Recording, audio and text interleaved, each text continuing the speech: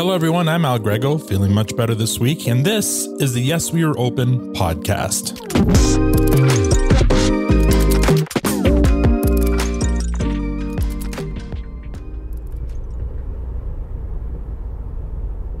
Back to my visit to Winnipeg.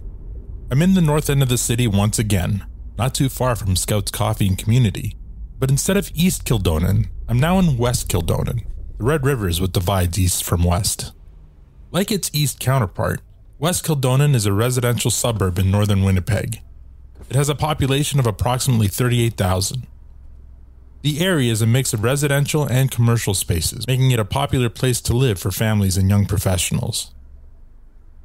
The area also features vast green spaces, including Kildonan Park, which we learned about a couple of weeks ago.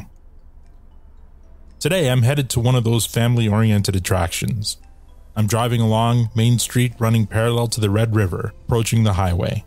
On my right, I see a large parking lot with some buildings, and beyond those buildings, a large tree-lined clearing toward the Red River.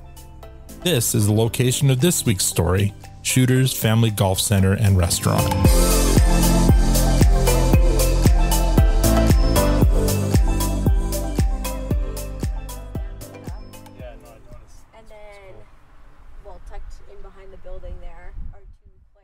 That's Amy.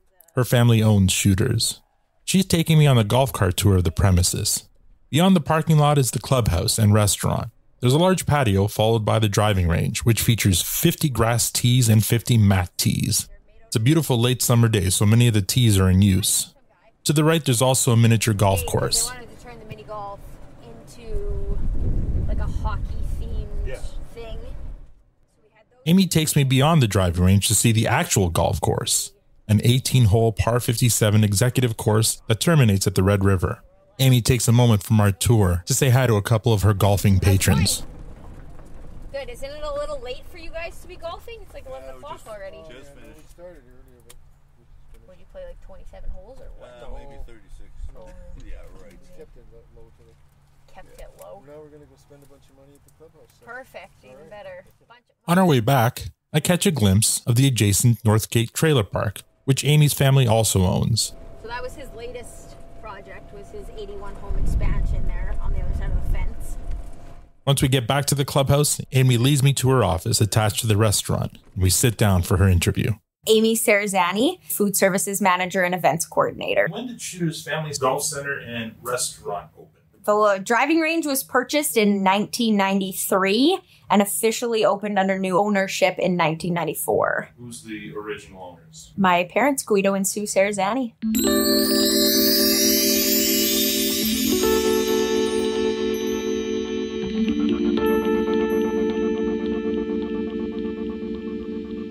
Hi, my name is Guido Cerasani, and I'm the owner, builder, founder, president of Shooters Family Golf Center. Well, you bought the property in 1993, is that correct? That's correct, yeah. Why did you think a driving range at the time was a good business? Well, it wasn't so much the driving range itself. I was always entrepreneurial. Sure.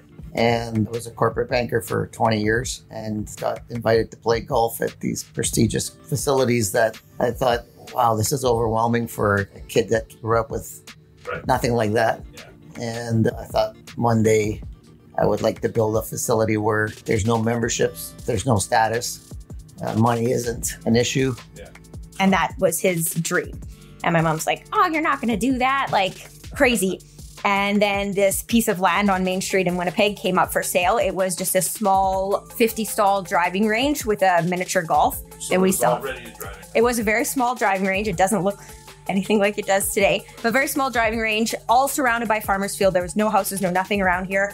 And it came for sale, so he purchased that. And they ran the driving range for multiple years. And the farmer who owned the land behind the driving range approached him and said, you know, I'm going to start retiring. Would you like to buy this section of land? And my dad said, yeah. So they opened the first 9 holes in 98. We were then a driving range, miniature golf, and 9-hole golf course. Now, in order to have a liquor license in Manitoba, you need to have food sales. So they quickly built a restaurant. It was supposed to serve burgers, fries, hot dogs, whatever. Got their liquor license and they carried on.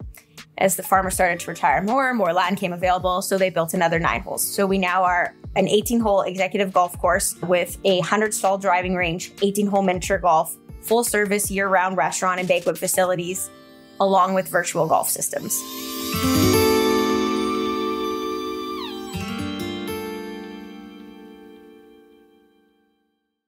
At what point, though, after buying the driving range, were you like, oh, I can make this work as a business, I'm going to leave banking and just focus on this? That could only happen once we built the first 9. Okay, so it was around 1998. Yeah, like there's the driving range is not enough to support Sure. a lifestyle. Yeah.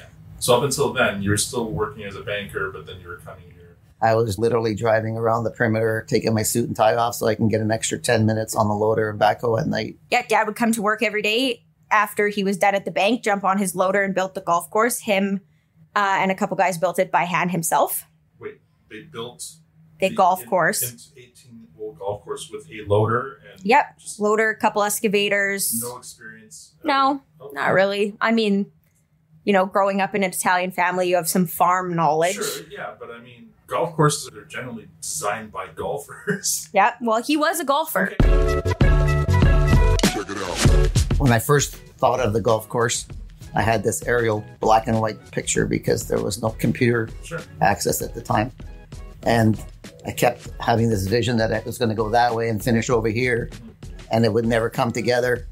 And then Did anyone ever say, you've never designed a course before, you've never built a course before, what are you thinking?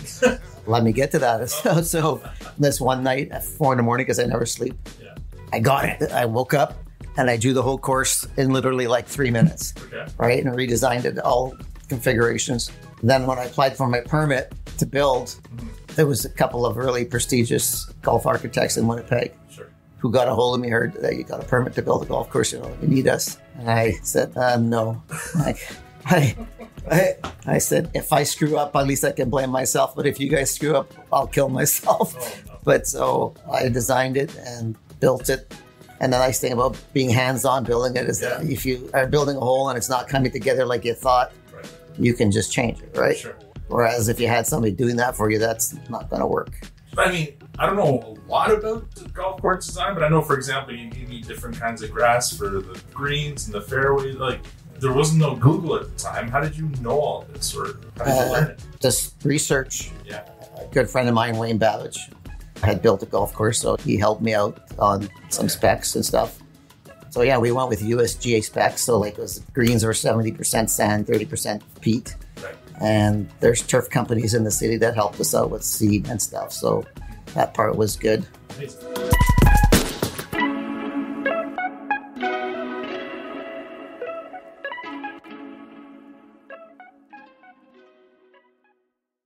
So it's the 4 of you, your parents and you and your brother? That's correct. Yeah. So I now oversee all of the food service operations and events, such as golf tournaments, weddings, birthday parties, whatever. And my brother is slowly taking over the golf services. So he pretty much manages that now full time. My dad, we say, is the boss who will never retire. So he's trying to become slowly hands off, but he still balances all of our books and oversees the operation.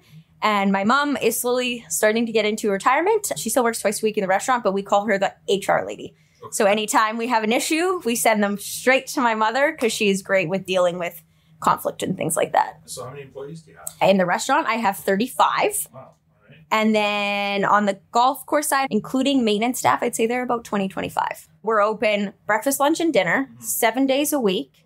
Plus, we do offsite caterings, and I have a beer cart that needs to be running 24/7. When the golf course is closed, What's open? Yeah, what services do you have for the winter? So the restaurant now is a full service restaurant open year round. So we serve breakfast, lunch, and dinner every day. And then now we have 2 virtual golf systems. So that's really growing in popularity, right? The guys come out, they hit balls, they have some nachos, they can put on the hockey or football game or whatever's going on and hang out. So that's what we do all winter. That started because we used to have to lay off all of our clubhouse staff in the winter. Yeah. And it became increasingly challenging to find good, loyal staff who would take the layoff all winter and then come back. So we found a very good team of people and said, we're going to keep them employed all year round The restaurant may take a little bit of a loss in the winter, less traffic. People still associate the clubhouse with the golf course thinking it's closed, but we need to keep these people employed because they're great. And that's how we've now grown to be open year round.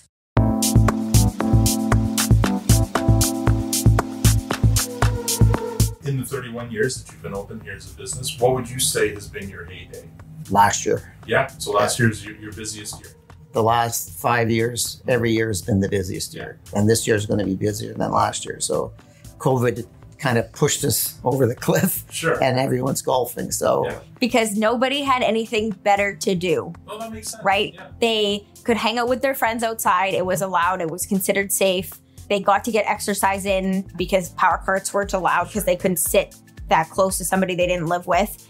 And it just really re-energized the sport, right? Everybody was doing it. There was men, there was women, there was kids, there was girlfriends and wives. And it really kind of just put a new spark into the community. I think another thing that has helped from a higher up level is the PGA and the LPGA is really putting a big push on female golf and trying to get females into the sport. Are you seeing more women? We're definitely seeing more women. So our women's league this year operates 3 nights a week, and we have 317 women that belong to our little 9-hole league. So in the big picture, it's a small number, but for us, that's grown from a league of 70. Our junior programming, it sells out every year. If it's 1 hour long camps or if it's week long camps. So people are really pushing their kids to get into the sport, right? And it's one of those sports, if you learn it when you're young, you're going to have it for the rest of your life. It's like riding a bike.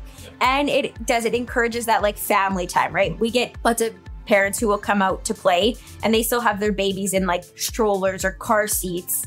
But it's something that as a couple with a newborn, they can go and do. So you'll have the couple play around with golf with their baby? Oh, yeah. You can see some of the things that people jimmy rig to their strollers to hold their golf clubs so they can push the baby. Well, the baby sleeps in the stroller, right? Yeah. Presumably. So they're going for a walk and they're getting their golf game in. I don't know, it works out. Sort of formula at the 9th hole as well. Maybe it's something we should put on there. I hear that stuff's really expensive.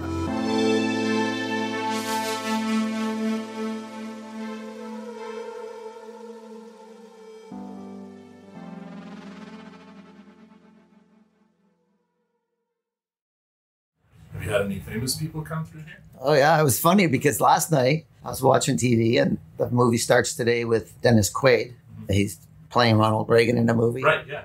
Dennis Quaid came here every day while he was filming for 2 weeks. A lot of the guests who come from out of town stay at the downtown Fairmont or whatever. And they're always looking for a driving range. So they look up driving range and we're the one that shows up. Yeah, a lot of the hockey players and the CFL players come through here. Yeah, I rented my farmer house to 6 Blue Bombers 1 year, and they brought everybody here. But a lot of the Manitoba Moose come here, and Gold Eyes. So yeah, all those guys like to get out and play. It's a fantastic job. And working here at Shooters, my dad's big thing, right, was I'm going to build a golf facility where everybody is welcome and we're a family. We're Shooters Family Golf Center. And now 31 years into it, I have customers who remember me when I was 1 year old. Sure. And they know my whole life story and it's great. Overall, I think, we're that family golf center, right? Kids come, they grow up golfing, then they work here, then they bring their kids here. And we're kind of just this community staple. We like to support community events and be involved and do all that kind of stuff. We are non-member, completely public. So we have, packages you can buy to reward our loyal customers, right? So they get severely discounted rates, but we are completely public. So if you play once a year or you play every single day, it doesn't matter. You are welcome here.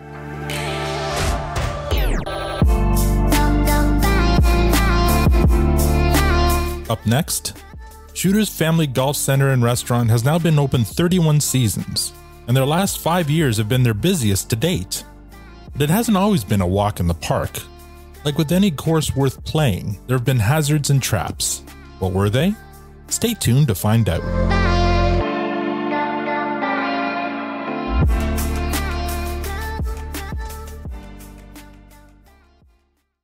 You're listening to Yes, We Are Open. Through a bunch of hard work and some incredible self-belief, Guido Cerasani has realized his dream of owning a golf course in Winnipeg that is open to all, regardless of membership or status.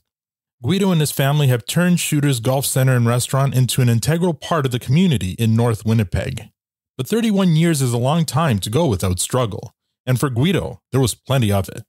Now, as the family business passes on to the next generation of Cerasanis, a new set of struggles emerge.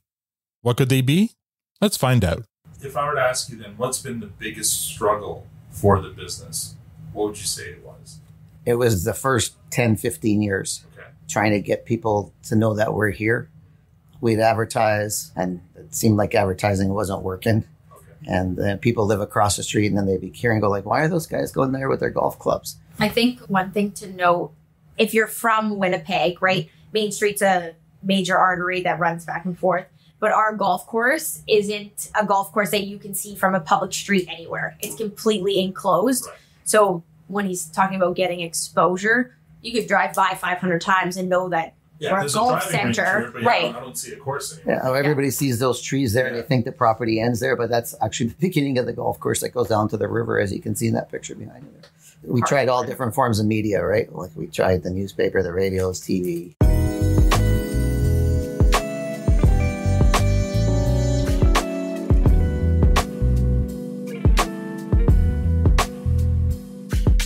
What changed? Like, what eventually worked, do you think? Or was it just persistent? Word of mouth. Yeah. Word of mouth. Yeah, Word of social mouth. media. Yeah. Free when advertising. people discovered we were here and they liked the course, and it's still going that way, right? I think we built up a huge brand. Like everybody knows our logo. Everyone knows Shooters now.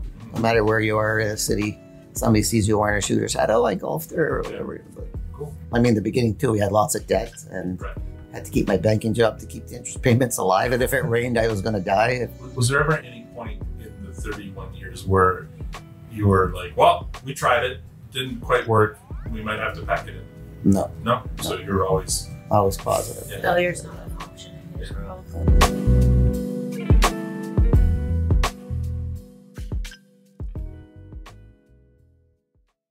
You know what? An interesting thing to hear him talk about the struggle, because his struggle is at the very beginning with all of the debt and trying to find partners who believed in his business and people who will help him and believe in him, where I was a baby. That struggle to me never existed, right? I was just here hanging out, whatever. What would you say, in your memory or in your time as an employee here, would you say has been the biggest struggle for Shooters Family Golf Center and Restaurant? The last thing I would say with that is COVID, right?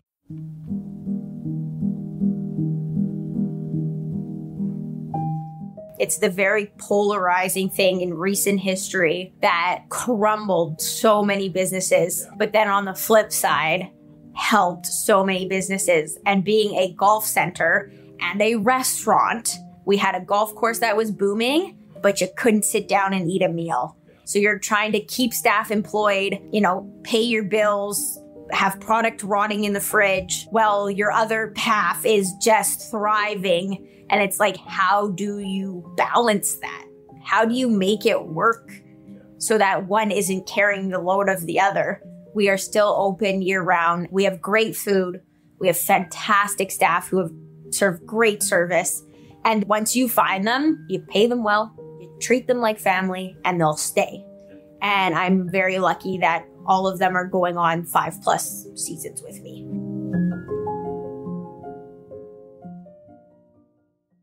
Because you do manage the restaurant side of this is something that seems to have hit the food industry harder. It's inflation. How has that affected you here? Inflation is something that is so beyond a business's control, and trying to keep your prices down so that you can bring the family to eat here once, twice a week, while managing minimum wage and the cost of living. It's not for the faint of heart. But with that, I think trying to be transparent with your customers as to what is going on is very helpful, right? Like, they notice the grocery prices are going up in the stores. It's no different than our prices coming off trucks, and just trying to be like honest and upfront about it versus, oh, I don't know why your burger went up $2, right? Well, this is why. And, trying to want to be around in the next 30 years. I have to keep up with inflation if I'm going to be here in 30 years. So it's one of those balancing acts. Working with good partners who understand your business is obviously key. If there's ways to save money or juggle money around, sometimes it's purchasing upfront 100 cases of potatoes or whatever to try and save a couple cents here and there. Working with local farmers is always very helpful as well. But since then, according to your dad, each year since then has been your busiest year. Would you agree with that? Or is he just looking at it through rose-colored glasses? We're definitely busier. We're progressively getting busier.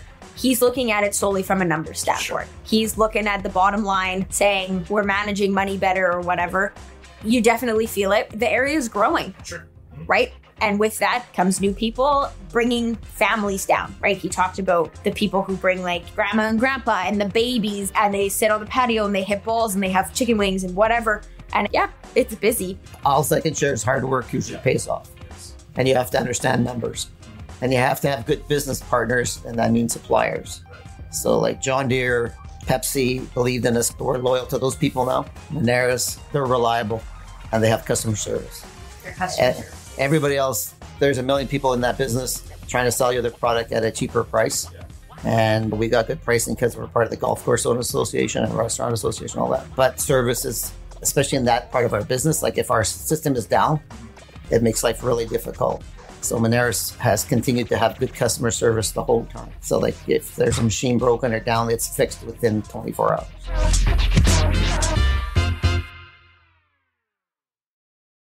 Coming up after the break, we find out what the future holds for Shooters Family Golf Center and Restaurant.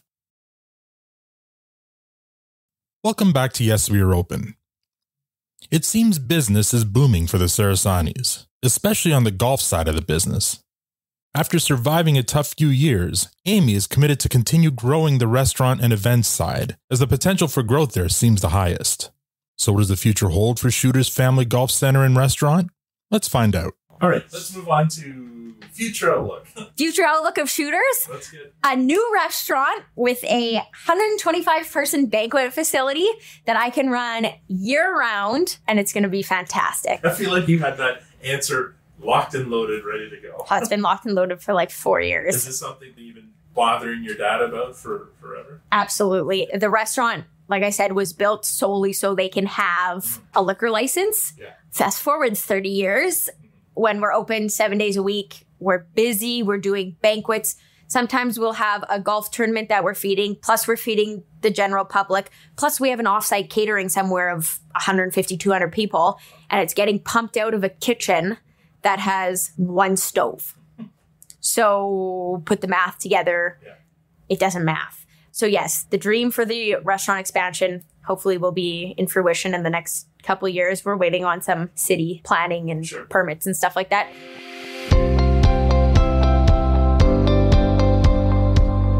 The immigrants that have moved into the area are big into golf, and they're big into family. So like they'll come with 5, 6 family members, grandma and grandpa too. And so like they'll take up half the patio, just one family. So that's really encouraging. I like to stay busy. Sure. My mind is at rest when it's busy, believe it or not. So let's get to the big question then. Looking at what your family has built in 31 years, you've been part of for most of that time. How do you feel? Oh, am I gonna cry? No, I can't. I am incredibly proud of my parents. I know the struggle growing up. Like my mom, we always joke, like was a single mom who raised 2 kids because my dad was crazy working. And don't get me wrong, my mom worked 7 days a week here as well, but her job was raising us. I'm incredibly proud of them.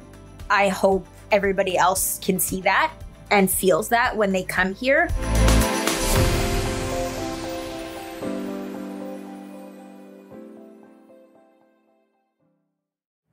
I never stop to reflect. So I don't know. I just keep going. Well, I'm asking you to stop now and reflect. How do you feel? And I wish I was 40 years younger.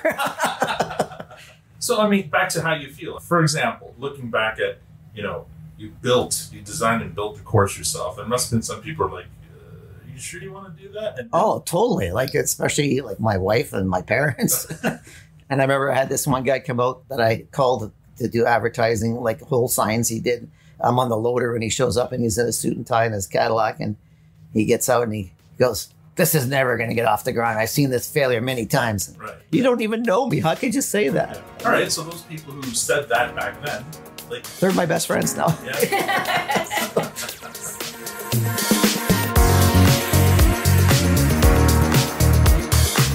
We're proud to be in our community. I think the north end of the city often gets overlooked. And to me, it's home. It's a fantastic part of Winnipeg. And I wish my dad would sit there and reflect and look and say how proud he is. But he would never. Yeah, we witnessed that firsthand. Yeah. It's hard work. Yeah. It's not easy, right? So knowing that, this is something that your kids will carry on into the future and stuff, does that make you feel a certain way? Like, are you happy? Well, for sure. Yeah, I keep telling them I want grandkids so we can have another layer of protection there, right? The family legacy. My parents are resilient, against every person who told them they were going to fail, that they were going to go bankrupt, that it's a bad idea. They're the true definition of hard-working people just trying to make a living. Thank you so much for your time today, Amy. Thank you very much for stopping by. Hope your time in Winnipeg was great.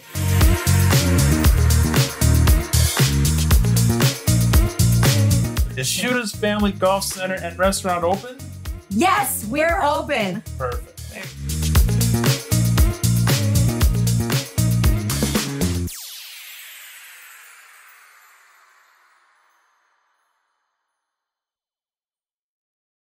That's the story of Shooters Family Golf Center and Restaurant. More than 20 years ago, I worked for a Canadian multimedia golf publication. I'd have to write about golf courses from across Canada and describe their holes. It was repetitive work. There are only so many ways you can describe a golf hole. I'd write cliched sentences like, "This hole is high risk, high reward," and stuff like that. While the sentence was cliche, the sentiment is still very true in entrepreneurship. Often, the bigger the risk, the bigger the reward. 30 years ago, Amy Cerasani took big risks. Not only buying a driving range, but then expanding and building it out to a full 18-hole public golf course. People doubted him. Heck, I even questioned his sanity in our interview. But he did it, and he succeeded. And now his family's reaping the reward along with the community of North Winnipeg. Guido realized his dream, and now his children are not only continuing the dream, they're building on it. So, to the Cerasani family, I offer up this good wish. May your shots be long and straight, may your putts be short and true, and may there ever be a bit of grass under every lie. Yes, We Are Open is a Moneris podcast production. I'd like to thank Guido and Amy for taking the time to share their story. You can learn more about Shooters Family Golf Center and Restaurant at shootersgolf.ca. Follow them on Facebook at Shooters Golf Center, and on Instagram they're at ShootersFGC. For more information about this podcast, visit our site, yesweareopenpodcast.com. If you'd like to support us, rate us on Apple Podcasts or wherever you get your podcasts. If you're a Canadian small business owner or know of one with an interesting story of perseverance to tell, I'd love to help tell it. You can contact me at podcast@moneris.com. Tune in next week for another story of small business struggle and survival on the Yes We Are Open podcast. I'm Al Grego. Thank you for listening.